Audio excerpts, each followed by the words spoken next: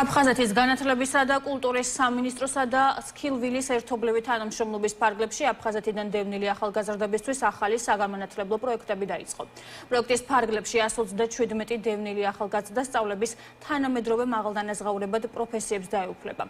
მათ შორის IT პროექტების მართვას, გრაფიკულ დიზაინს, ვებ დეველოპმენტს, სოციალური მედიის მართვასა და კიბერუსაფრთხოებას.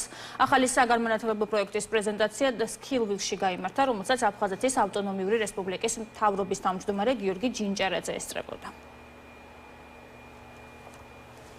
აფხაზეთის განათლების და კულტურის სამინისტროს და სქილვილის ერთობლივი კოლაბორაციით ჩვენ 140-მდე ახალგაზრდა საშუალება ექნება ციფრული განათლების მიმართულებით მიიღონ გადამზადება. აღნიშნული პროექტი არის მიზანზე ორიენტირებული, რა თქმა უნდა შედეგი სახეზეა. სამომავლოდაც მე ვფიქრობ, რომ ეს პროექტი უმნიშვნელოვანესი ღირებულების იქნება მთავრობისთვის. ჩვენ უკვე შევქმნით კერძო საჯარო პარტნიორობა, რომელშიც ასევე თანადამფინანსების ნაწილში დაგვეხმარა პროფესიული უნარების სააგენტო და ასევე რეზო თურნავას სახელობის ტექნოლოგიური ფონდი. ეს პროფესიული მომზადება გადამზადების პროგრამები, რომელსაც გაივლიან აფხაზეთიდან დევნილი ახალგაზრდები, მათ დაეხმარებათ შეიძინონ თანამედროვე ტექნოლოგიური უნარები და გახდნენ მოთხოვნადი დასაქმების ბაზა. მნიშვნელოვანია შესაძლებლობა, რომელიც შეძლება აფხაზეთიდან დევნილ ახალგაზრდებს, სწორედ ამ შესაძლებლობის გამოყენებით შეუძლია, რომ სქილვილშივე დავსაქმებულიყავი, თუმცა ამის გარდა არის, ასე ვთქვათ, უამრავი პარტნიორი კომპანია სქილვილში,